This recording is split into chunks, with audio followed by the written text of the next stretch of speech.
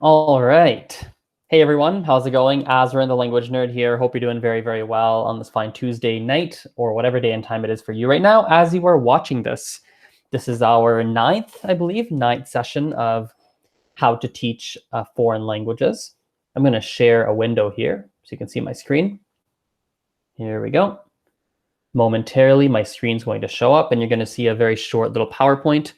So today's session is going to be about assigning good homework.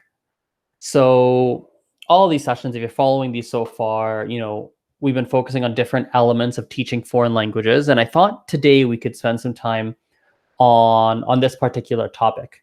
I've been realizing as I've been kind of thinking about the topic of teaching and paying attention to certain teachers and pondering more about this topic, I suppose, I've noticed that a lot of people don't really know what kind of homework to assign and how to do so.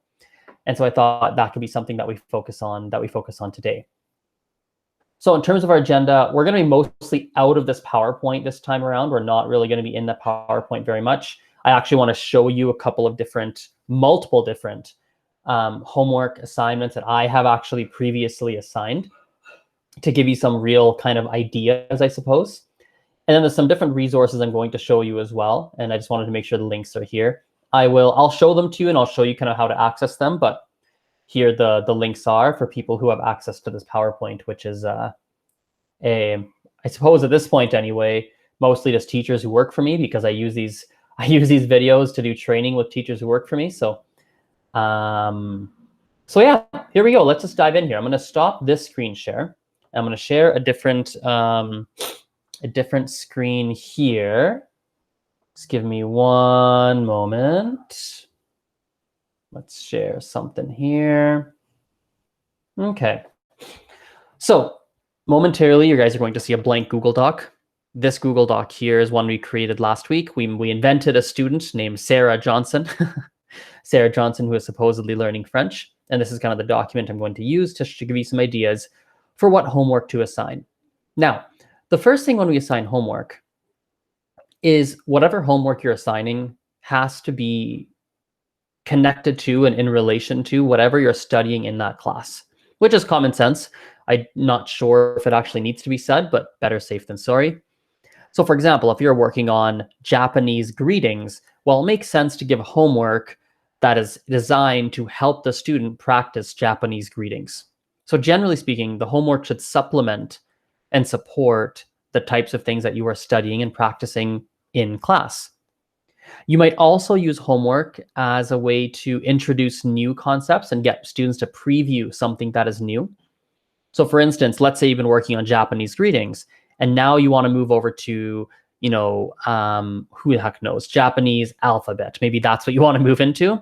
So you might actually give some videos to watch or some blog posts to read or things of that nature, some audios to listen to that talk about the Japanese alphabet so that the students can already start to get a taste for that prior to the next class. So those are kind of the two types of homework. You're going to have homework that helps students to practice things that you've seen in class, and then homework that helps them preview future concepts that you're going to study with them.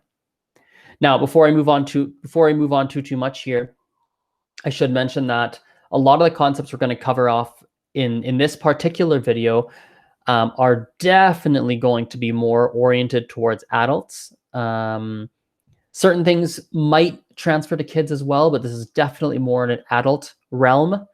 And it's also worth mentioning that in a classroom environment, while certain things might transfer over, you're probably going to have to make some adjustments. The types of things we're going to cover today are most ideally suited, I would say, to private and small group classes, like 2, 3, 4 people, things of that nature. So let me give you some different options here for homework. I'm going to paste a couple of things into this document. The first thing to understand is that there's a few different types of homework you might give. You might give writing homework. You might have listening homework. You might have writing, listening, reading homework. And then you might have some speaking homework. Okay, so there's 4 kind of chunks homework that you might have. You might even have some grammar homework, to be honest, but maybe the grammar falls into the writing, but maybe I'll create a separate category for it. Okay, so writing homework, let me give you a couple of options. One of my favorite options of all time is to use journal entries, ideally daily or multiple times a week. Okay. This is one of my favorite types of writing homework. So what I'll do, for example, I'm going to share a different tab with you here. There are websites such as this one here. So this is on thoughtful learning. I'll zoom into it here. Thoughtful learning, as you guys can see at the top.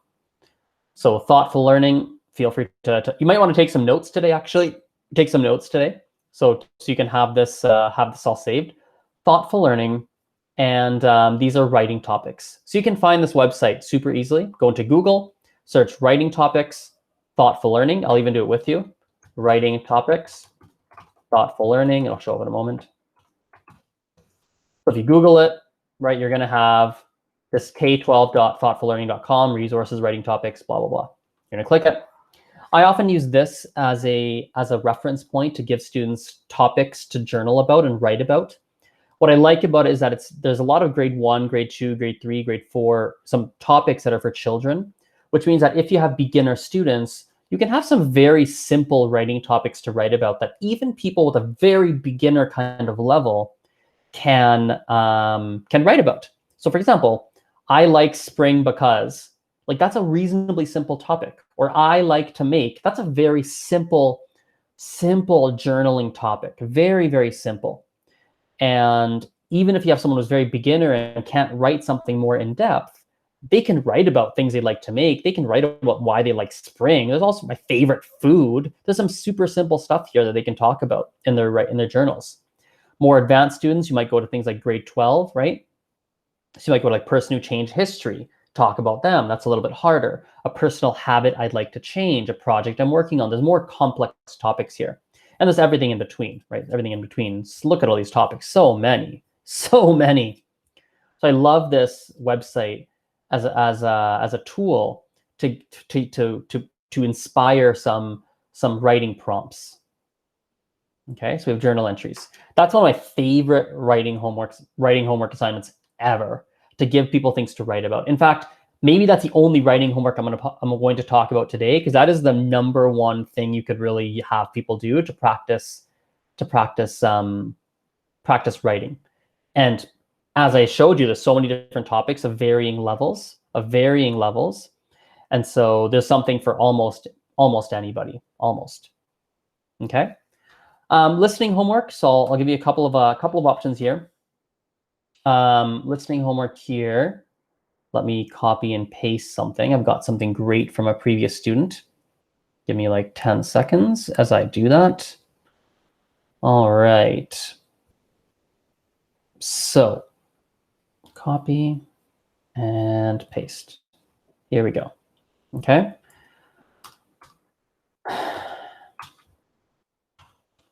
What I'll do is, if you haven't seen the last video that I made, which is about teaching listening comprehension, you might actually want to watch that, because that's basically outlining this in a heck of a lot more detail.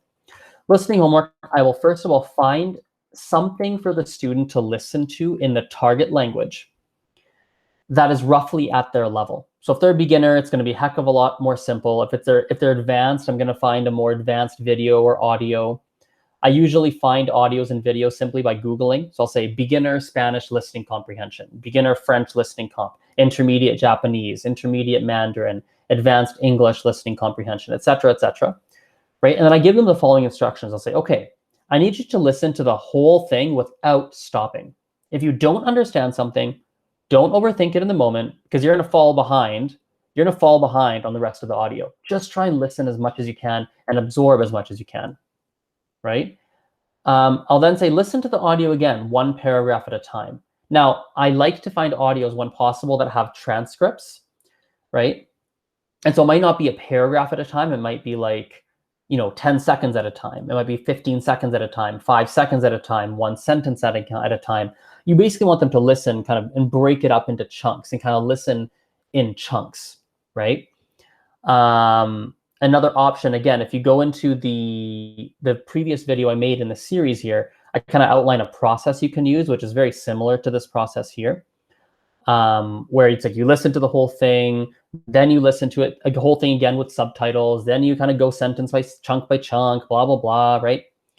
So you'll have them listen again, right? Have them listen chunk by chunk. If they caught everything, they really understood, move on. If not, they're going to look at the transcript or they're going to look at the subtitles, depending on the resource you found, and you're going to have them look at it and translate the words they don't know, look in a dictionary, really make sure they're understanding everything, right? After they've kind of gone through it chunk by chunk and they really think they understand, I'll have them listen to the whole thing again without the transcript / subtitles, right? And only pause when they miss something and they didn't understand something. Pause, rewind, look at the transcript again, see what the person said, remind yourself, and then re-listen to that chunk again, right? And then I'll have them go back and re-listen to the audio from the very top. And I'll have them repeat that previous step until they understand everything in the audio without having to stop. Again, I've done a very detailed walkthrough of this in the previous video, so I'm not going to spend a crazy amount of time on this, but this is a very effective listening homework to give. Another effective thing you can do listening-wise is to have them preview something that you're going to look at in class. So if you're going to watch the video in class, you might have the student pre-watch that video once before you do it in class, just to kind of get their ears warmed up to it. That's also a very effective listening homework that I give. Reading homework is probably one of the easiest things to assign, to be perfectly honest. It's not really that complex. I'll find something that is at the student's level online and have the student read it, plus answer some comprehension questions. Pretty straightforward. Another version of this, which is very similar, is let me zoom in just a bit. There we go. Another version, which is very similar, is you find something at the student's level. Instead of comprehension questions, you have them write, going back to the writing homework up here, right? You have them write some kind of journal about what they read.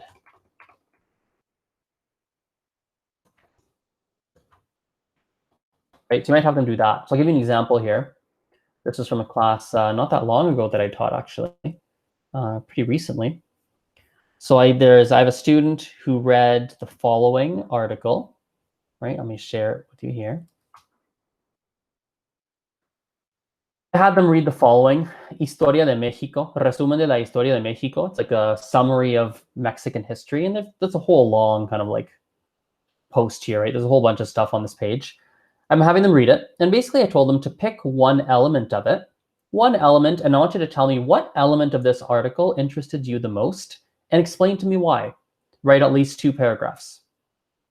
So that's also something you might do, where you have them read something and then write something about what they read. Super simple, and that works all the time. You can vary the types of things that you're giving for reading, but this works super, super well. Okay. Speaking homework, I'll give a couple of options. So option 1, I'm going to give. Let me actually copy paste it. I've got it in someone else. I've got it in a separate note file here. One moment here. Actually, I want to pause a moment. I don't want to go to speaking homework. I want to stick on this reading. One thing I'll often have students do when it's reading homework, as well as listening, actually really any kind of homework, perhaps this deserves its own category even. Supplementary or like miscellaneous homework. Right, a miscellaneous thing I have a lot of students do is I will have them download, there we go, download a make your own flashcard app, right? So I personally like Anki or Anki and Quizlet. They're a little bit different, both Anki and Quizlet. They function slightly differently, and I find that different people have different preferences. I personally use Anki a heck of a lot more than Quizlet, but I have found that certain people like Quizlet more, and so I'm not necessarily, I don't love one more than the other. I found that different things work for different people. The biggest difference is that Anki has an extra algorithm in the background that tracks the words that you struggle with, and then it shows you and makes you review those words more. And Quizlet's a little different. Quizlet is just basically standard flashcards, but in an application format. So there's no, to my knowledge anyway, there's no, I could be wrong on this actually, I should double check, but I'm like almost positive that there's no algorithm in the background that makes you review certain cards more often than others. I don't think it has that, but either or, both will kind of work.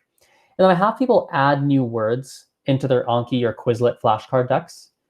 And then I have them review every couple of days, every few days or something. Like I'll have them review some of those words in the decks. This is a kind of a miscellaneous thing that I'll often give to students to be doing while they're doing a lot of their practice. Okay, let's go back to the speaking homework. So speaking homework, there's a few different things I'll often do. So the first one here is using an app called HelloTalk.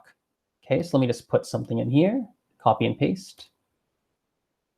Zoom out a bit. So I'll tell people to download an app called HelloTalk. HelloTalk is an application to connect language learners with native speakers in order to practice. You're able to send basically voice messages along with text messages. And what I'll tell people to do is message 10 people per day to introduce them. Well, I'll tell them message 10 people per day. What I have them do here might change, but this is kind of a good standard formula you might follow. Introduce themselves in whatever the target language is, French, Spanish, whatever. Share why you're learning that target language, and express that you'd like to practice with them to supplement, their studies. I have them message 10 people per day for 1 to 2 weeks. So that's basically going to have them messaging between 70 and 140 different people. And after messaging 70 to 140 different people, you're likely going to have plenty of people to converse with on that application to get casual practice outside of classes.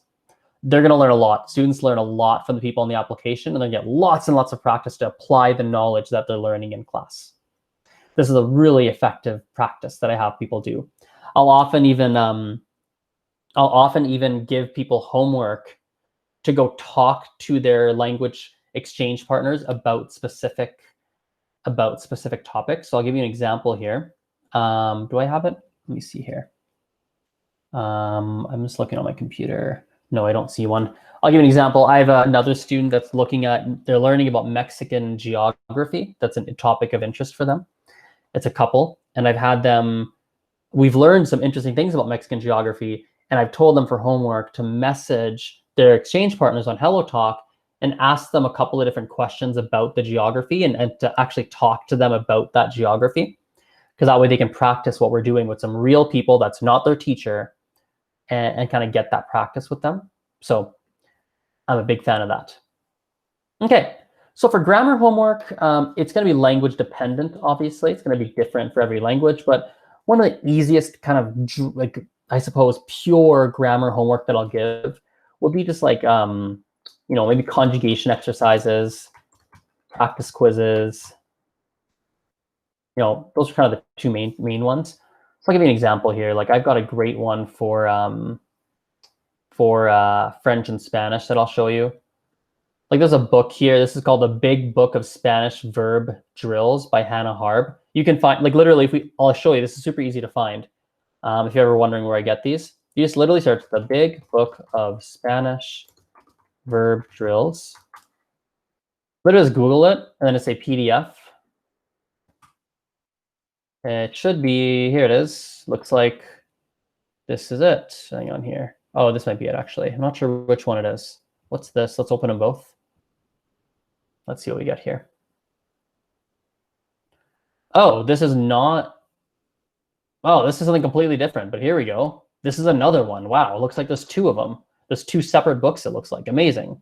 So here we go. This is the book. This is literally, I need to make a video on how to Google because I'm so good at Googling. I bump into resources that are amazing left, right, and center. It's like this looks like amazing kind of grammar resource, right? And I didn't know this existed. I found it by accident right now.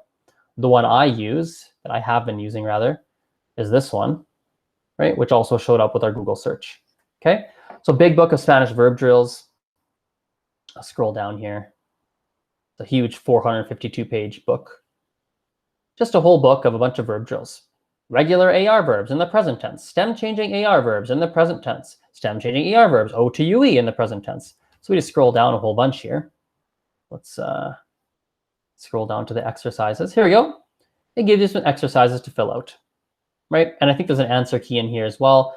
Even if there isn't, though, you as the teacher can go and correct them with your student. You don't need an answer key because you can be the answer key if there's no answer key. I don't even know if there is an answer key. I usually just correct it with my students. So using a resource like this, like if you just Google, you need to Google, and you want to stress the importance of Googling and YouTubing. Google the language you're learning, grammar exercises, PDF worksheets, quizzes. Like Google it. You will almost certainly find things. You'll be shocked what you'll find on the internet. Google stuff all the time. Okay, so nothing fancy, but grammar homework. That's basically it. You know, conjugation exercises, practice quizzes, maybe some worksheets. I tend to give a reasonably light amount of grammar homework. I don't give a lot, a heavy amount, because I find we can cover a lot of it with the writing homework. And I find when they make mistakes in journal entries and we correct those together, that's a much more effective method to help someone improve their grammar abilities than simply doing worksheets upon worksheets. Usually I give worksheets just to, essentially when I'm seeing a repetitive, there's 2 times I use worksheets and quizzes. Let me stop the screen share actually. You can see me. There's 2 major times I use worksheets or grammar exercises, primarily 2 times. The first time is maybe if I want to introduce a new concept, or rather, let's rephrase that. After I've taught a grammatical concept, maybe it's like a verb tense, for example, and I want to just help with the student recognize the pattern of how a specific grammar tense works, just so they can start to see that pattern, I might give them some worksheets or exercises to do. Because in the early phases, that will help the brain start to see that pattern and start to absorb it. The other time I use it is if someone is consistently making mistakes around a grammar point, and no matter what I do, like if we're talking about it in class and they're not getting it, I might say, hey man, or hey so-and-so, hey group, we really need to fix this. Like you're consistently making this mistake with this grammar point. We need to fix it. I'm giving you this worksheet. I really want you to do it. And let's first make sure you really get this. And I want you to do, and I might give them some worksheets and tell them, I really want you to do some worksheets here. Because I think it's going to, at least on a theoretical level, reinforce some of the knowledge in your brain. And at least on a theoretical level, help you sort out how this grammar point works. But I don't do a lot of it. I do find that the writing exercises, there's other ways, the writing ones, the journal entries primarily, is a much more effective way to kind of help with that grammar, So that's a really, really big one. Okay, let me share my screen again. Back to our fictional student, Sarah Johnson. Let's go back down here. Okay, so that's probably the standard grammar homework that I tend to give. Bouncing around a little bit, I do want to maybe share 1 or 2 more little homework things that I will assign. We go back up to speaking, actually. Another type of speaking homework I give is for students to record certain audios on certain topics. I'll have them talk into like WhatsApp, for example, and send me voice messages talking about specific topics. Some students will write it out first and they read what they wrote, which is fine. That's okay. Some students who I will want to push a little bit to unscripted speech, I will tell them, do not prep what you want to write in advance. I want you to record it, and if you mess it up, cancel the recording and resend. And that kind of helps some of that spontaneous speech. That's another big speaking assignment that I really that I like to give. So the last thing I'll say, then we'll wrap this video up. Sometimes I will give videos to watch, especially when it comes to learning grammar. So let me post an example in here of what that would look like. So if we go up here, just copy and paste this. Copy and paste. Okay. So this is kind of a sample from another student. So if we look here, review the present tense by reading this. This is a blog post that explains the present tense in French. She kind of already knew it, the student, like she'd done it quite a bit, but she had a couple small gaps. So I had her read a blog post to review her knowledge, right?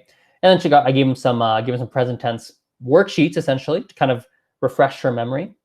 This is something that I gave her to do, right? Or another example using videos would be if we go into, for instance, let's go over here.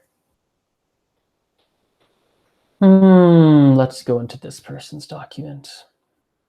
One moment, guys.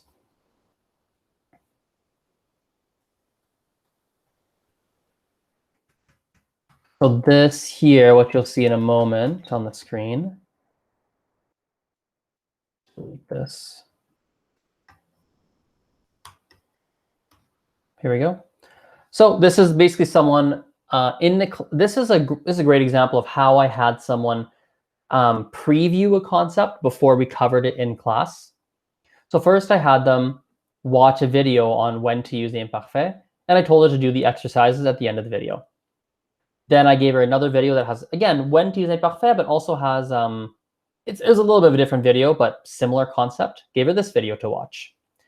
I gave her another imparfait video to watch that had another twist on it that would help her really understand. So I gave her 3 videos to watch, and then I gave her 3 quizzes to do. This is basically in preparation for a class that we'd coming up. This was our preview work, right? To preview some knowledge before we get in class. So we're not starting from square one in class. I was not expecting her to get this perfect. It's just not realistic, but still, by the time we got to class, she was actually reasonably strong with imparfait, and it saved us a lot of class time. I'd also given her a journaling assignment, which you don't see here, but I gave her a journaling assignment, and I told her to incorporate to the best of her ability some imparfait in her writing, and she did that, and that was really great. That was really, really good. And all of a sudden, by the time we got to class, she'd actually progressed so much between our 2 weekly classes. So much progress had already been made due to this kind of previewing homework with videos that explain things. Right, and up here even a blog, or rather previously I mentioned there's a blog post as well. So let's kind of clear all this out. There we go. Let's stop the screen share. There we go. So yeah, there's our session on homework. The final thing I'll say to wrap things up is that remember that homework has to be either helping you preview new concept that you're going to see soon in the class, or to reinforce old concepts that you've already been working on. Those are the 2 things you want to make sure all homework is doing for the student. So, all right, if everyone watches sessions live, I'll always have a link in the YouTube description below to join these sessions live. There's always a Q&A portion for those who join it live, so we can do some Q&A at the end, and we can kind of answer your specific questions. If not, this is recorded every single Tuesday, 8 p.m. I'm usually able to post it on Tuesdays as well, if not a little bit kind of after Tuesday, if I can't do it on, the Tuesday itself, maybe like on a Wednesday, Thursday, Friday later in the week, but posted once a week as well. So thanks for watching, and I'll see you guys later. Bye for now.